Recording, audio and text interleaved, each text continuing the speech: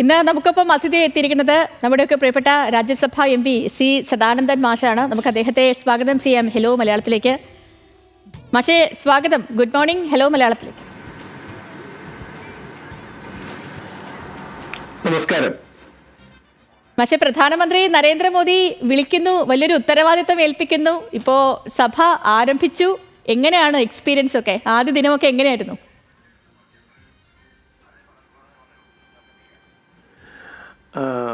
സത്യപ്രതിജ്ഞ ചെയ്തതിന് ശേഷം സഭയിൽ കാര്യമായ നടപടിക്രമങ്ങളൊന്നും ഉണ്ടായിട്ടില്ല. പല വിഷയങ്ങളുടെ പേരിൽ പ്രതിപക്ഷ അംഗങ്ങൾ ബഹളം വയ്ക്കുകയാണ്. അതുകൊണ്ട് തന്നെ രാജ്യസഭയിൽ അങ്ങനെ പറയത്തക്ക അനുഭവങ്ങൾ ഇല്ലെന്ന് തന്നെ പറയാം. സാധാരണ നടപടികൾ സഭ ആരംഭിക്കുമ്പോഴുള്ള പതിവ് നടപടിക്രമങ്ങൾ ഉണ്ടാകുന്നു. അതിനെ തുടർന്ന് പിന്നീട് ബഹളമാണ്. അതുകൊണ്ട് സഭാ നടപടികളെക്കുറിച്ച് പ്രത്യേകിച്ചൊന്നും പറയാൻ സാധിക്കില്ല ഇപ്പോൾ അനുഭവം എന്ന നിലയ്ക്ക്. പിന്നെ താങ്കൾ സൂചിപ്പിച്ചതുപോലെ ആരാധ്യനായ പ്രധാനമന്ത്രി നേരിട്ട് തന്നെ വിളിച്ച് ഒരു ചുമതല ഏൽപ്പിക്കുന്നു, ഒരു ദൗത്യം ഏൽപ്പിക്കുന്നു എന്ന മുഖവരയോടെയാണ് ഈ ഒരു നിയോഗം എന്നിലേക്ക് തന്നത്. അപ്പം അതുകൊണ്ട് തീർച്ചയായിട്ടും ഏറെ ഉത്തരവാദിത്ത ബോധത്തോടെ, ചുമതലാ ബോധത്തോടെ ആ നിയോഗം സർവാത്മന ആത്മാർത്ഥമായി ഏറ്റെടുക്കുകയാണ്. ഇനിയുള്ള നാളുകളിൽ നമ്മുടെ നാടിനു വേണ്ടി, കേരളത്തിനു വേണ്ടി, മുഴുവൻ ഭാരതത്തിനു വേണ്ടി, നമ്മുടെ പൊതുസമൂഹത്തിന് വേണ്ടി സമർപ്പിതനായി പ്രവർത്തിക്കണം എന്നാണ് ആഗ്രഹിക്കുന്നത്. ഓക്കെ, ശ്രീ സി സദാനന്ദൻ, ഇപ്പോൾ ഈ രാജ്യം മുഴുവൻ ചർച്ച ചെയ്യുന്ന ഒരു വിഷയം ഉപരാഷ്ട്രപതിയുടെ പെട്ടെന്നുള്ള അപ്രതീക്ഷിതമായ രാജിയാണ്. അപ്പോൾ അദ്ദേഹത്തിൻ്റെ രാജി ഞാൻ പറഞ്ഞ പോലെ അപ്രതീക്ഷിതമായിരുന്നു. അതിന് പിന്നാലെ ഈ വിഷയം പ്രതിപക്ഷം ഏറ്റെടുക്കുന്നു. സഭ സ്തംഭിക്കുന്ന രീതിയിലേക്ക് കഴിഞ്ഞ 2 ദിവസവും കാര്യങ്ങളൊക്കെ എത്തിച്ചേരുന്നു. ഇപ്പോൾ പുറത്തു വരുന്ന വിവരങ്ങളൊക്കെ അനുസരിച്ച് അദ്ദേഹത്തിന് മേൽ രാജ്യസമ്മർദ്ദമൊക്കെ ഉണ്ടായിരുന്നു എന്നുള്ളതാണ്. പ്രത്യേകിച്ച് പ്രതിരോധ മന്ത്രി രാജ്നാഥ് സിംഗിൻ്റെ ഒക്കെ നേതൃത്വത്തിൽ ഒരു ഇംപീച്ച്മെന്റ് നീക്കമൊക്കെ നടന്നിരുന്നു. അതിനൊക്കെ പിന്നാലെയാണ് രാജിവെച്ചത് എന്ന വിവരങ്ങളൊക്കെ വരുന്നുണ്ട്. സ്ഥിരീകരണങ്ങളൊന്നുമില്ല. അങ്ങക്ക് എന്താണ് തോന്നുന്നത് ഈ വിഷയത്തിൽ?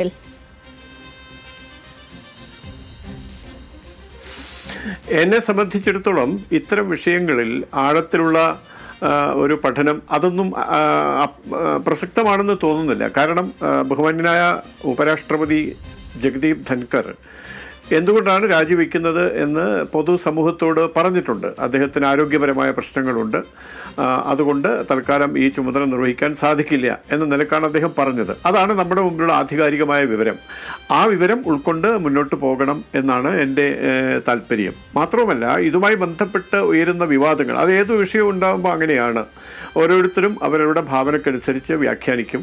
അത് വലിയ വാർത്തയാകും, അതൊരു ചർച്ചയാകും. അപ്പോൾ അതിലൊന്നും വലിയ കാര്യമുണ്ടെന്ന് തോന്നുന്നില്ല. ഏതായാലും ഈ ഒരു സാഹചര്യത്തെ വളരെ ആരോഗ്യകരമായ ജനാധിപത്യ സംവിധാനത്തിലൂടെ തന്നെ പരിഹരിക്കപ്പെടും എന്ന ശുഭാപ്തി വിശ്വാസമുണ്ട്. ഓക്കെ, ശ്രീ സി സദാനന്ദൻ, അങ്ങ് എപ്പോഴെങ്കിലും കാണുമ്പോൾ ചോദിക്കണമെന്ന് വിചാരിച്ചിട്ടുള്ളൊരു കാര്യമാണ്. കാരണം ഈ നമുക്ക് അറിയാവുന്നതും അറിയാത്തതുമായിട്ടുള്ള ഒത്തിരി രാഷ്ട്രീയ പ്രവർത്തകരുണ്ട്, സാമൂഹ്യ പ്രവർത്തകരൊക്കെ ഉണ്ട്. പക്ഷേ അങ്ങയുടെ ജീവിതം തീർച്ചയായും അസാധാരണമായിരുന്നു. അപ്രതീക്ഷിതമായിട്ടുള്ള ഒരുപാട് തിരിച്ചടികളും കഷ്ടതകളും ഒക്കെ അനുഭവിക്കേണ്ടി വന്നിട്ടുണ്ട്. പക്ഷെ അതിൽ നിന്നെല്ലാം വലിയ ആത്മബലത്തോടു കൂടി അതിനെയൊക്കെ പൊരുതി വിജയിച്ച് വന്നൊരു വ്യക്തി കൂടിയാണ് അങ്ങ്. അപ്പോൾ എങ്ങനെയാണ് ഈ ഒരു ആത്മബലം കിട്ടിയത്? എന്താണ് ആ ഒരു എനർജി സോഴ്സ്? എന്താണ്?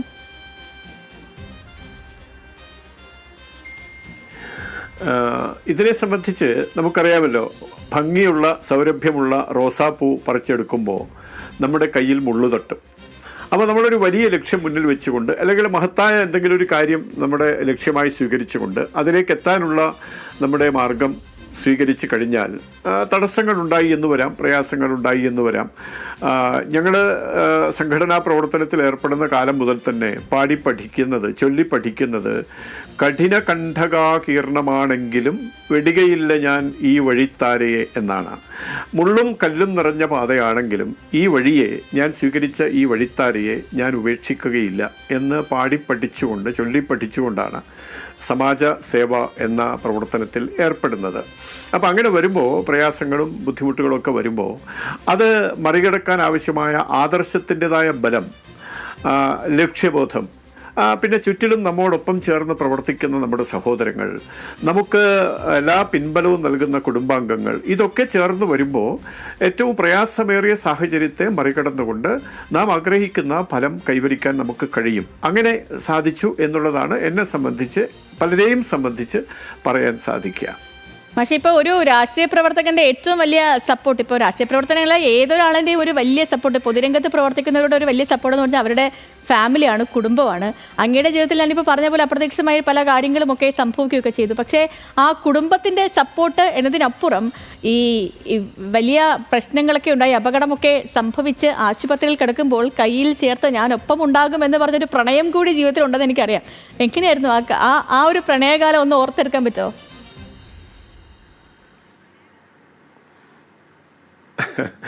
പ്രണയകാലം എന്ന നിലയ്ക്ക് പ്രേക്ഷകരുടെ മുമ്പിൽ വിശദീകരിക്കപ്പെടാൻ മാത്രമൊന്നുമില്ല. ഞങ്ങൾ ഒരുമിച്ച് അധ്യാപക ബിരുദം നേടാൻ വേണ്ടി പഠിക്കുന്ന സന്ദർഭത്തിലാണ് പരസ്പരം പരിചയപ്പെടുന്നത്. ആ പരിചയം ഒരു കുറച്ചുകൂടി ആത്മാർത്ഥമായ അടുപ്പമായി മാറി. ആ അടുപ്പം പരസ്പരം ജീവിതം പങ്കിടാനുള്ള ഒരു തീരുമാനത്തിലെത്തി എന്ന് മാത്രമേ അതിനെക്കുറിച്ച് പറയാൻ എനിക്ക് സാധിക്കുള്ളൂ. അപ്പോൾ അത് സ്വാഭാവികമാണ്.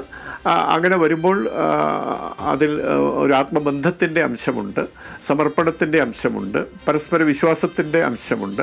ഇതെല്ലാം ചേർന്നുകൊണ്ടുള്ള ഒരു ബന്ധമാണ് ഞങ്ങൾ തമ്മിലുണ്ടായിരുന്നത്. ആ ബന്ധം ഇപ്പോഴും തുടരുന്നുണ്ട്. ഈ MP പ്രധാനമന്ത്രി നരേന്ദ്രമോദി വിളിച്ചൊരു വലിയ ചുമതലയൊക്കെ ഏൽപ്പിച്ചപ്പോൾ വീട്ടിൽ നിന്നുള്ള ആദ്യ പ്രതികരണം എങ്ങനെയായിരുന്നു? എല്ലാവരും ഹാപ്പിയായി, സന്തോഷമായി അല്ലേ? എല്ലാവരും, കുടുംബാംഗങ്ങൾ മാത്രമല്ല, ചുറ്റിലുമുള്ള നമ്മുടെ പ്രവർത്തകന്മാർ, പൊതുസമൂഹം, നാട്ടുകാർ, ഗ്രാമീണരാണ്. ഞാനൊരു ഗ്രാമവാസിയാണ്. ആ ഗ്രാമത്തിലെ എല്ലാ ജനങ്ങളും ഏറെ സന്തോഷത്തോടെയാണ് ശ്രമിച്ചത്. കാരണം ഒരു വലിയ ദൗത്യം നാടിന് വേണ്ടി നമ്മൾ 10-40 വർഷമായി പൊതുരംഗത്ത് സമാജസേവ എന്ന നിലയ്ക്ക് പ്രവർത്തിച്ചുകൊണ്ടിരിക്കുകയാണ്. പല പ്രവർത്തനങ്ങളിൽ ഏർപ്പെടാൻ സാധിച്ചിട്ടുണ്ട്. അതിൻ്റെ മറ്റൊരു തലം എന്ന നിലയ്ക്കാണ് ഈ ഒരു ചുമതലയെ കാണുന്നത്. ഭരണഘടനാ സംബന്ധമായിട്ടുള്ള സൗകര്യങ്ങളും ചുറ്റുപാടുകളും ഒക്കെ ഇതിനോടൊപ്പമുണ്ട്. അതെല്ലാം പരമാവധി ഉപയോഗപ്പെടുത്തി നമ്മുടെ സമൂഹത്തിന് വേണ്ടി, സമാജത്തിൻ്റെ ഉദ്ധാരണത്തിന് വേണ്ടി എന്തൊക്കെ ചെയ്യാൻ സാധിക്കുമോ അതൊക്കെ ചെയ്യുക, അതിന് നിയുക്തനായി എന്നുള്ളത് എല്ലാവരിലും സന്തോഷം പടർത്തുന്ന കാര്യം തന്നെയാണ്. പക്ഷേ ഇനിയിപ്പോൾ 2 വലിയ തിരഞ്ഞെടുപ്പുകളെ കേരളം നേരിടാൻ പോകുന്നത്. തദ്ദേശ തിരഞ്ഞെടുപ്പും അതുപോലെ തന്നെ നിയമസഭാ തിരഞ്ഞെടുപ്പും തൊട്ടരികിൽ തന്നെയുണ്ട്. മാസങ്ങളുടെ ഇടവേള മാത്രമേ ഉള്ളൂ. അപ്പോൾ പാർട്ടി എങ്ങനെയാണ് കൂടുതൽ സജ്ജമാക്കാനുള്ള നീക്കം? ഈ വരാൻ പോകുന്ന തെരഞ്ഞെടുപ്പുകളിൽ ഇനിയുള്ള നാടുകളിൽ എപ്പോഴും ഭാരതീയ ജനതാ പാർട്ടി കേരളത്തിലും മുഴുവൻ ഭാരതത്തിലും വികസിത ഭാരതം, അതാണ് മോദിജിയുടെ മുദ്രാവാക്യം.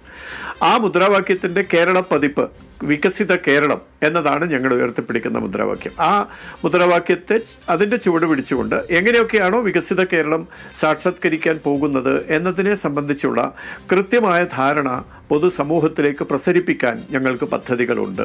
പാർട്ടിയുടെ അടിസ്ഥാന ഘടകങ്ങളിൽ വരെ ഈ വിഷയവുമായി ബന്ധപ്പെട്ട സക്രിയമായ, സജീവമായ, സർഗാത്മകമായ ചർച്ചകൾ നടക്കുന്നുണ്ട്.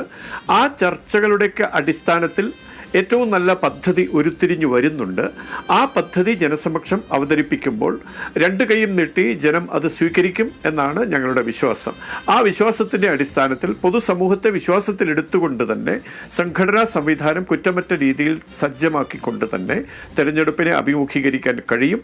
വലിയ മുന്നേറ്റം കേരളത്തിൽ ഈ വരാൻ പോകുന്ന 2 തെരഞ്ഞെടുപ്പുകളിൽ ഭാരതീയ ജനതാ പാർട്ടിയും ദേശീയ ജനാധിപത്യ സഖ്യവും കരസ്ഥമാക്കും എന്ന് തന്നെയാണ് വിശ്വാസം.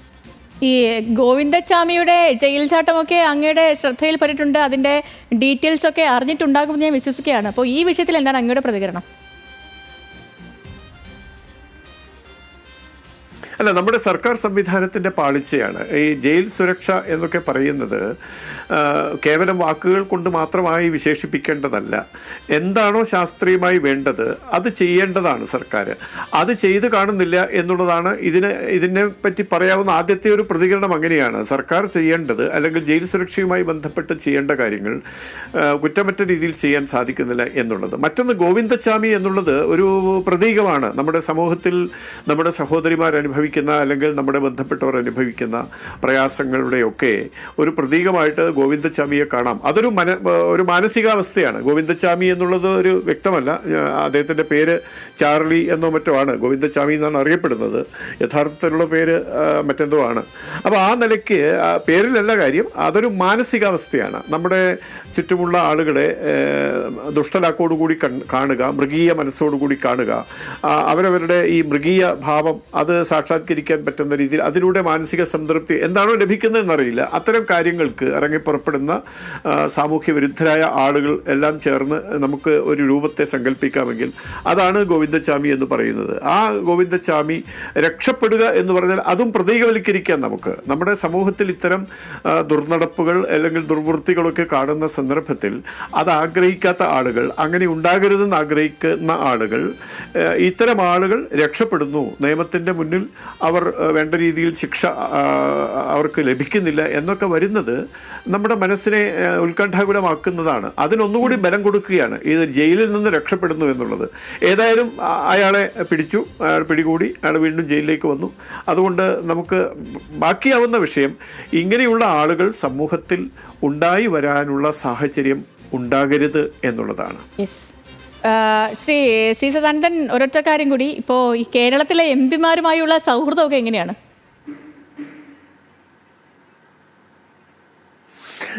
നല്ല സൗഹൃദമാണ്. എല്ലാ എം പിമാരുമായിട്ടും സഭാതലത്തിൽ വെച്ച് സൗഹൃദം പങ്കിടാറുണ്ട്. നേരത്തെയും സഭയിലെത്തുന്നതിന് മുമ്പും പലരുമായും സൗഹൃദമുണ്ട്. ആ സൗഹൃദം ഒന്നുകൂടി ശക്തിപ്പെടണം. രാഷ്ട്രീയ വിശ്വാസം ഏത് തന്നെയായാലും നമ്മളെപ്പോഴും പറയുന്ന നമ്മുടെ ഒരു പ്രയോഗമുണ്ടല്ലോ, ജനാധിപത്യത്തിൻ്റെ സൗന്ദര്യം, യോജിപ്പുകളും വിയോജിപ്പുകളും ഒക്കെ ഉണ്ടാകും. പക്ഷേ പൊതു നന്മ ആഗ്രഹിച്ച് പ്രവർത്തിക്കുന്നവർക്ക് തീർച്ചയായും വ്യത്യസ്ത വഴികളാണെങ്കിലും എത്തിച്ചേരേണ്ടത് ഒരേ ലക്ഷ്യത്തിലാണ്, ജനനന്മ എന്ന ലക്ഷ്യത്തിലേക്കാണ്. ആ ലക്ഷ്യത്തിലേക്ക് എത്താൻ തീർച്ചയായിട്ടും പരസ്പര സഹകരണവും സൗഹൃദവും അതുവഴിയുള്ള പ്രവർത്തന പദ്ധതികളും ആവശ്യമുണ്ട്. ആ നിലയ്ക്കാണ് സൗഹൃദത്തെ കാണുന്നത്. അത് ശക്തിപ്പെടുത്താനും ആഗ്രഹമുണ്ട്.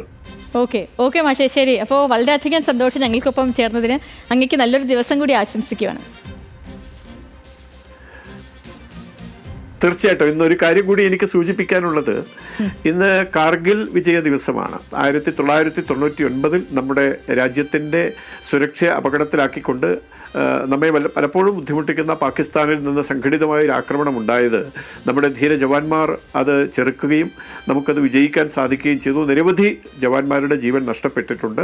ആ ജവാന്മാർക്കൊക്കെ ശ്രദ്ധാഞ്ജലി അർപ്പിച്ചുകൊണ്ട് ഇനിയൊരിക്കൽ നമ്മുടെ ഭാരതം ഇത്തരത്തിലുള്ള അപകടത്തെ അഭിമുഖീകരിക്കേണ്ടി വരാതിരിക്കണം എന്നാഗ്രഹിച്ചുകൊണ്ട് എല്ലാവർക്കും എൻ്റെ ക്ഷേമാശംസകൾ അറിയിച്ചുകൊണ്ട്, പ്രത്യേകിച്ച് താങ്കളുടെ ചാനലിന് നല്ല ഭാവി ഉണ്ടാകട്ടെ, എനിക്ക് എപ്പോഴും പിന്തുണയേകണം എന്നുകൂടി അഭ്യർത്ഥിച്ചുകൊണ്ട് എല്ലാവർക്കും നമസ്കാരം. Thank you.